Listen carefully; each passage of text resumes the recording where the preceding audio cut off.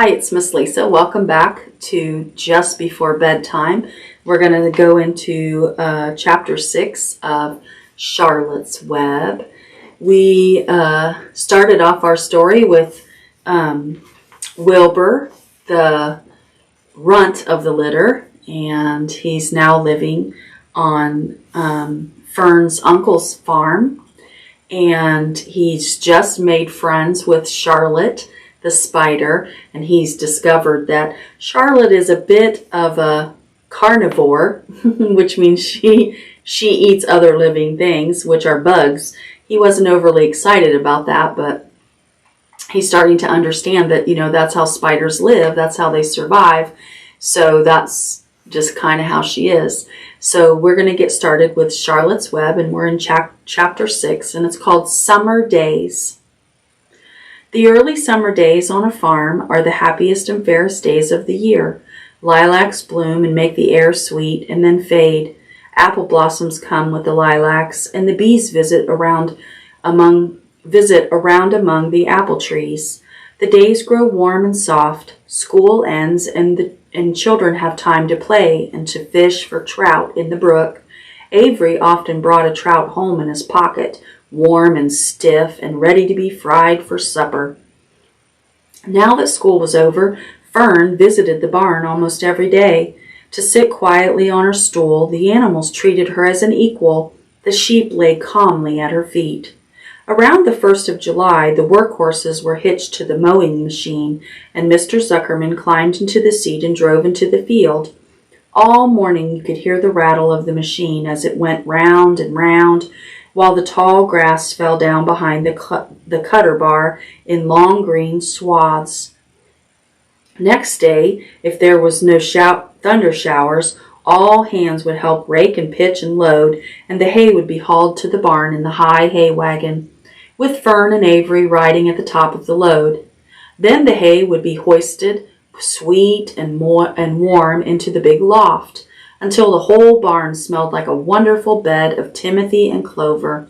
It was fine to jump in and perfect to hide in, and sometimes Avery would find a little grass snake in the hay and would add it to the other things in his pocket. Put a snake in his pocket. Early summer days are a jubilee time for birds. In the fields, around the house, in the barn, in the woods, in the swamp, everywhere, love and songs and nests and eggs. From the edge of the woods, the white-throated sparrow, which must come all the way from Boston, calls, "Oh, Peabody, Peabody, Peabody." On an apple bough, the phoebe teeters and wags its tail and says, "Phoebe, Phoebe." The song sparrow, who knows how brief and lovely life is, says, "Sweet, sweet, sweet interlude, sweet, sweet, sweet interlude." If you enter the barn, the swallows swoop down from their nest and scold. "Cheeky, cheeky," they say. In early summer, there are plenty of things for a child to eat and drink and suck and chew. Dandelion stems are full of milk. Clover heads are loaded with nectar. The frigid air is full of ice-cold drinks. Everywhere you look is life. Even the little ball of spit on the weed stalk, if you poke it apart, has a green worm inside it. Who knew that? And on the underside of the leaf of the potato vine are the bright orange eggs of the potato bug. It was on a day in early summer that the goose eggs hatched. This was an important event in the barn cellar. Fern was there, sitting on her stool when it happened. Except for the goose herself, Charlotte was the first to know that the goslings had at last arrived. The goose knew a day in advance that they were coming. She could hear their weak voices calling from inside the egg. She knew that they were in a desperate, cramped position inside the shell and were most anxious to break through and get out. So she sat quite still and talked less than usual. When the first gosling poked its gray-green head through the goose's feathers and looked around, Charlotte spied it and made the announcement. "I am sure," she said, "that every one of us here will be grateful to learn that after 4 weeks of unremitting effort and patience on the part of our friend the goose, she now has something to show for it. The goslings have arrived. May I offer my sincere congratulations." "Thank you, thank you, thank you," said the goose, nodding and bowing shamelessly. "Thank you," said the gander. "Congratulations," shouted Wilbur. "How many goslings are there? I can only see one." "There are 7," said the goose. "Fine," said Charlotte. "7 is a lucky number." "Luck has nothing to do with it," said the goose. "It was good management and hard work." At this point, Templeton showed his nose from his hiding place under Wilbur's trough.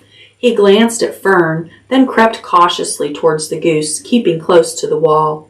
Everyone watched him, for he was not well liked, not trusted.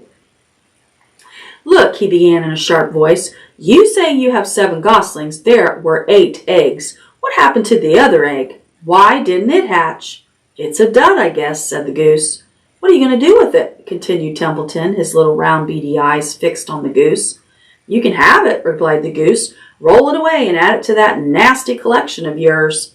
Templeton had a habit of picking up unusual objects around the farm and storing them in his home. He saved everything.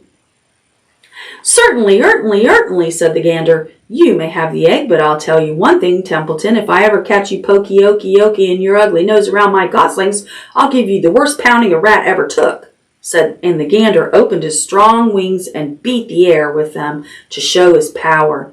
He was strong and brave, but the truth is, both the goose and the gander were worried about Templeton, and with good reason. The rat had no morals, no conscience, no scruples, no consideration, no decency, no milk of rodent kindness, no compunctions, no higher feeling, no friendliness, no anything. He would kill a gosling if he could get away with it. The goose knew that. Everyone knew it. With her broad bill, the goose pushed the unhatched egg out of the nest, and the entire company watched in disgust while the rat rolled it away. Even Wilbur, who could eat almost anything, was appalled. "Imagine wanting a junky, old, rotten egg," he muttered. "A rat is a rat," said Charlotte. She laughed a tinkling little laugh. "But, my friends, if that ancient egg ever breaks, the barn will be untenable." "What's that mean?" asked Wilbur. "It means nobody will be able to live here on account of the smell. A rotten egg is a regular stink bomb." "I won't break it," snarled Templeton. "I know what I'm doing. I handle stuff like this all the time." He disappeared into his tunnel, pushing the goose egg in front of him. He pushed and nudged till he succeeded in rolling it to his lair under the trough. That afternoon, when the wind had died down and the barnyard was quiet and warm, the gray goose led her 7 goslings off the nest and out into the world. Mr. Zuckerman spied them when he came with Wilbur's supper. "Well, hello there," he said, smiling all over. "Let's see. 1, 2, 3, 4, 5, 6, 7. 7 baby geese. Now, isn't that lovely?" Chapter 7. Bad News. Wilbur liked Charlotte better and better each day. Her campaign against insects seemed sensible and useful. Hardly anybody around the farm had a good word to say for a fly. Flies spent their time pestering others. The cows hated them, the horses detested them, the sheep loathed them. Mr. and Mrs. Zuckerman were always complaining about them and putting up screens. Wilbur admired the way Charlotte managed. He was particularly glad that she always put her victim to sleep before eating it. "It's real thoughtful that you do that, Charlotte," he said. "Yes," she replied in her sweet musical voice. "I always give them an anesthetic so they won't feel pain. It's a little service I throw in." As the days went by, Wilbur grew and grew. He ate 3 big meals a day. He spent long hours laying on his side, half asleep, dreaming pleasant dreams. He enjoyed good health and he gained a lot of weight. One afternoon, when Fern was sitting on her stool, the oldest sheep went to the barn and stopped to pay a call on Wilbur. "Hello," she said. "Seems to me you're putting on weight." "Yes, I guess I am," replied Wilbur. "My age, it's a good idea to keep gaining." "Just the same, I don't envy you," said the old sheep. "You know why they're fattening you up, don't you?" No, said Wilbur. Well, I don't like to spread bad news, said the sheep, but they're fattening you up because they're going to kill you, that's why. They're going to what? Screamed Wilbur. Fern got rigid on her stool. Kill you. Turn you into smoked bacon and ham, continued the old sheep. Almost all young pigs get murdered by the farmer as soon as the real cold weather sets in. There's a regular conspiracy around here to kill you at Christmas time. Everybody is in on the plot. Lurvy, Zuckerman, even John Arable. Mr. Arable, sobbed Wilbur. Fern's father? Certainly. When a pig is to be butchered, everybody helps. I'm an old sheep, and I see the same thing, same old business, year after year. Arable arrives with his 22 shot. And stop, screamed Wilbur. I don't want to die. Save me, somebody save me. Fern was just about to jump up when a voice was heard. Be quiet, Wilbur, said Charlotte, who had been listening to this awful conversation. I can't be quiet, screamed Wilbur, racing up and down. I don't want to be killed. I don't want to die. Is it true that what the old sheep said, Charlotte? Is it true they are going to kill me when the cold weather comes? Well, said the spider, plucking thoughtfully at her web, the old sheep has been around this barn a long time. She has seen many a spring pig come and go. If she says they plan to kill you, I'm sure it's true. It's also the dirtiest trick I ever heard of. What people don't think of. Wilbur burst into tears. I don't want to die, he moaned. I want to stay alive right here in my comfortable manure pile with all my friends. I want to breathe the beautiful air and lie in the beautiful sun. You're certainly making a beautiful noise, snapped the old sheep. I don't want to die, screamed Wilbur, throwing himself to the ground. You shall not die, said Charlotte briskly. What? Really? Cried Wilbur. Who's going to save me? I am, said Charlotte. How? Asked Wilbur.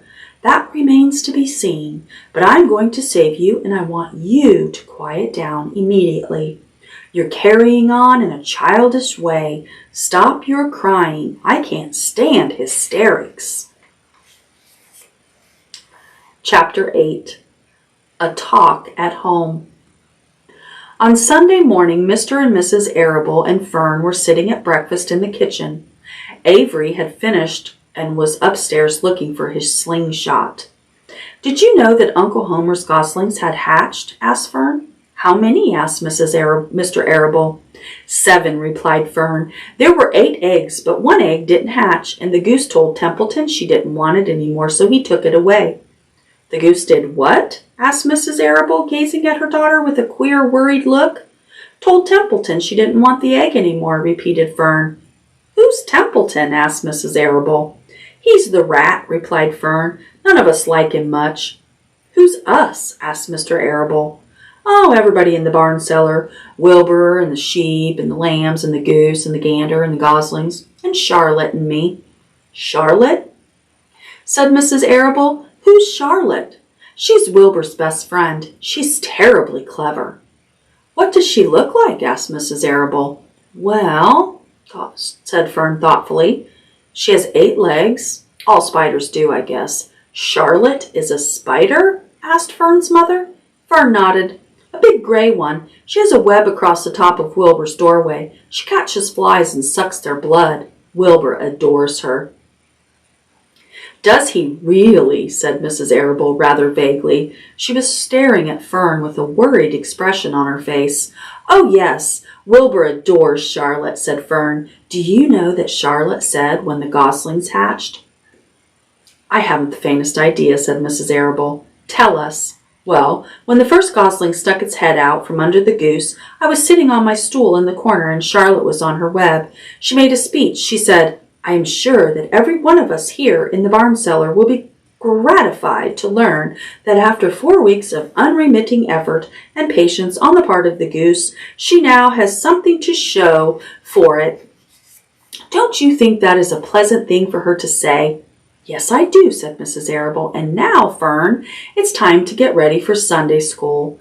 And tell Avery to get ready. And this afternoon you can tell me more about what goes on in Uncle Homer's barn. Aren't you spending quite a lot of time there?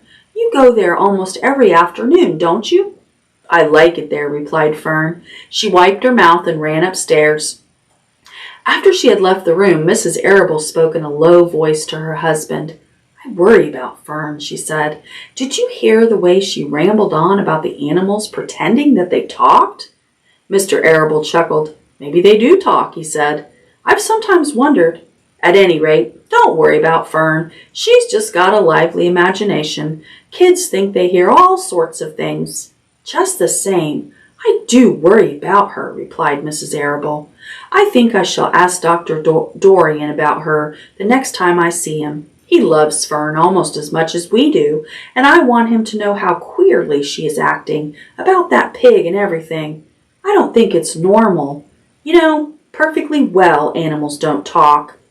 Mr. Arable grinned. Maybe our ears aren't as sharp as Fern's, he said. Chapter 9. Wilbur's Boast. A spider's web is stronger than it looks. Although it is made of thin, delicate strands, the web is not easily broken. However, a web gets torn every day by the insects that kick around in it, and a spider must rebuild it when it gets full of holes. Charlotte liked to do her weaving during the late afternoon, and Fern liked to sit nearby and watch. One afternoon she heard a most interesting conversation and witnessed a strange event. You have awfully hairy legs, Charlotte, said Wilbur, as the spider busily worked at her task. My legs are hairy for a good reason, replied Charlotte. Furthermore, each leg of mine has 7 sections, the coxa, the trichanter, the femur, the patella, the tibia, the metatarsus, and the torsus. Wilbur sat bolt upright. You're kidding, he said. No, I'm not either. Say those names again. I didn't catch them the first time. Coxa, trochanter, femur, patella, tibia, metatarsus, and torsus. Goodness, said Wilbur, looking down at his own chubby legs. I don't think my legs have 7 sections. Well, said Charlotte, you and I lead different lives. You don't have to spin a web. That takes real leg work. I could spin a web if I tried, said Wilbur, boasting. I've just never tried. Let's see you do it, said Charlotte. Fern chuckled softly, and her eyes grew wide with love for the pig. Okay, replied Wilbur. You coach me and I'll spin one. It must be a lot of fun to spin a web. How do I start? Take a deep breath, said Charlotte, smiling. Wilbur breathed deeply. Now climb to the highest place you can get to, like this. Charlotte raced up to the top of the doorway. Wilbur scrambled to the top of the manure pile. Very good, said Charlotte. Now make an attachment with your spinnerets. Hurl yourself into space and let out a drag line as you go down. Wilbur hesitated a moment, then jumped out into the air. He glanced hastily behind him to see if a piece of rope was following him to check his fall, but nothing seemed to be happening to his rear, and the next thing he knew, he landed with a thump. Oomph, he grunted. Charlotte laughed so hard her web began to sway. What did I do wrong? Asked the pig, when he recovered from his bump.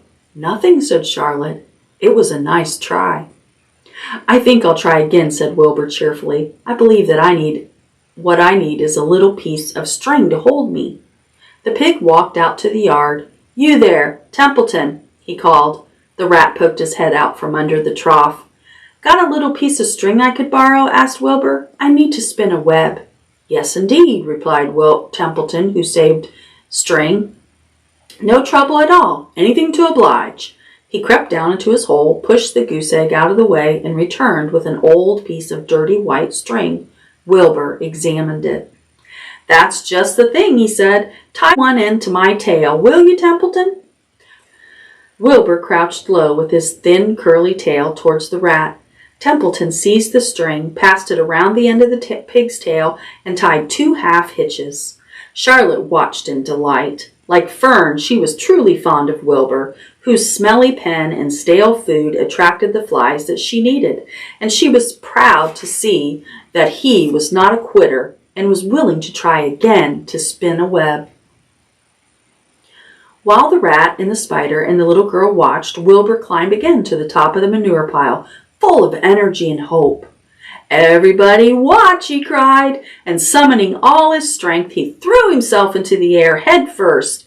The string trailed behind him, but as he had neglected to fasten the other end to anything, it didn't really do any good, and Wilbur landed with a thud, crushed and hurt. Tears came to his eyes. Templeton grinned. Charlotte just sat quietly. After a bit, she spoke. "You can't spin a web, Wilbur, and I advise you to put the idea out of your mind. You lack two things needed for spinning a web." "What are they?" asked Wilbur sadly. "You lack a set of spinnerets, and you lack know-how."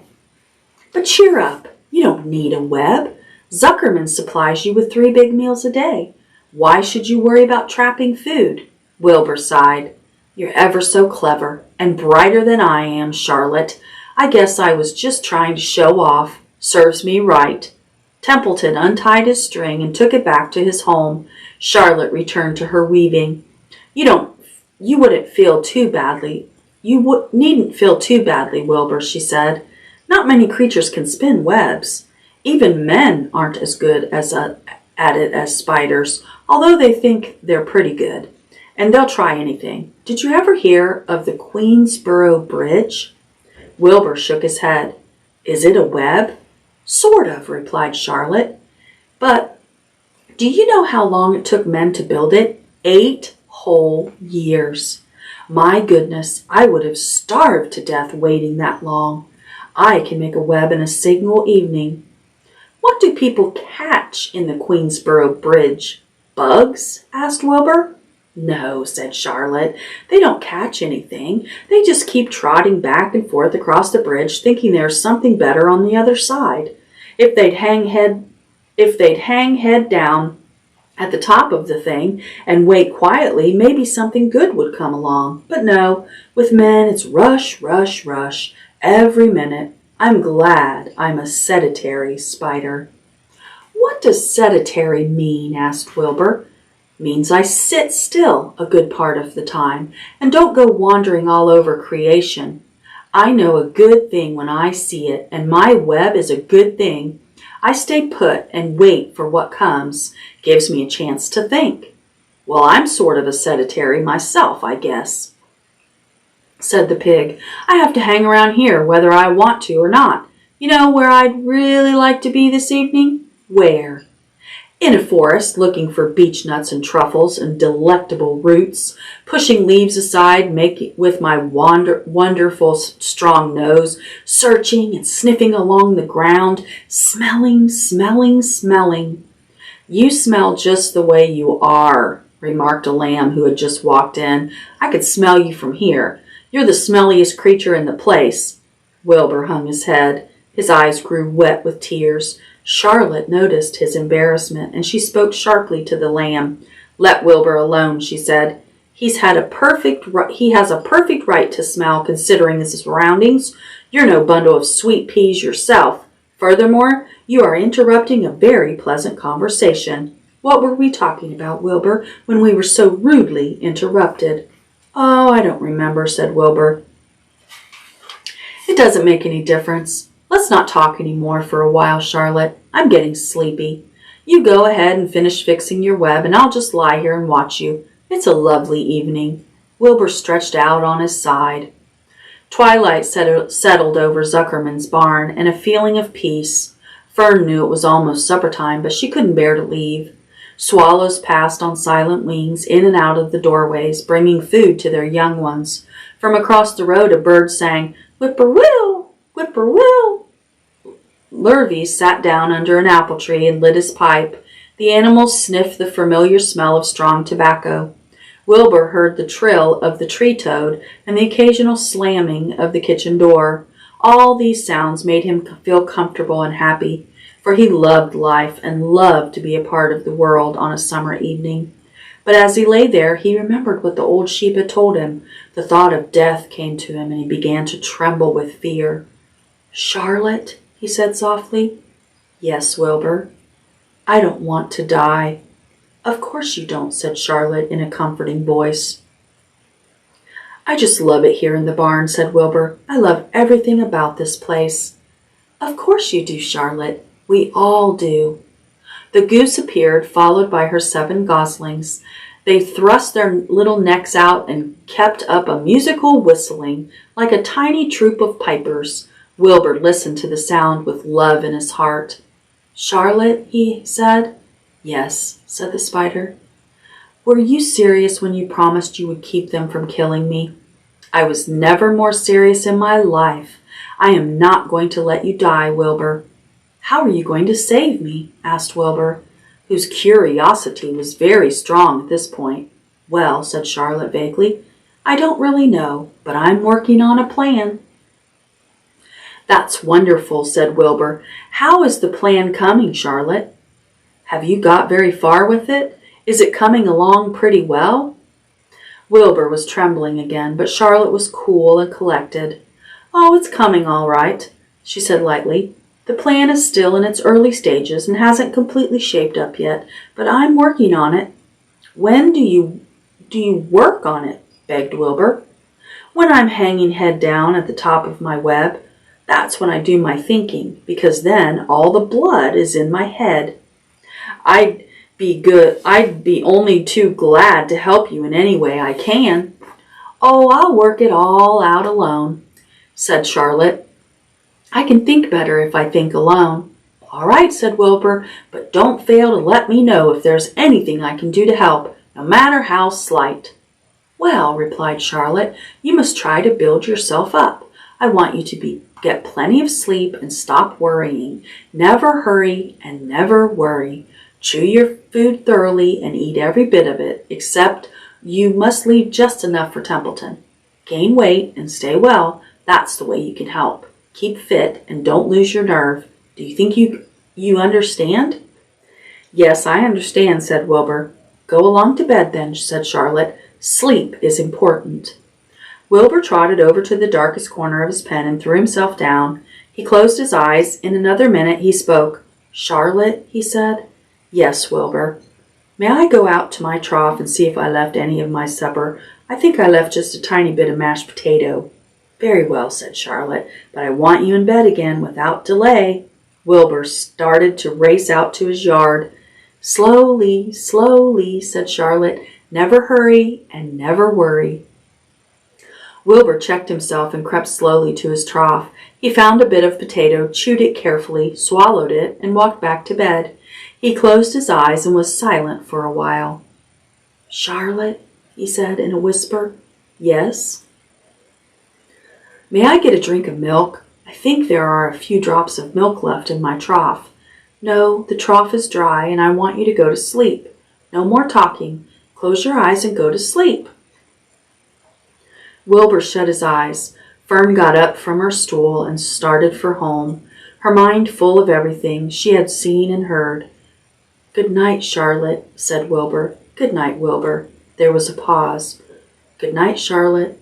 Good night, Wilbur. Good night. Good night. We'll see you tomorrow.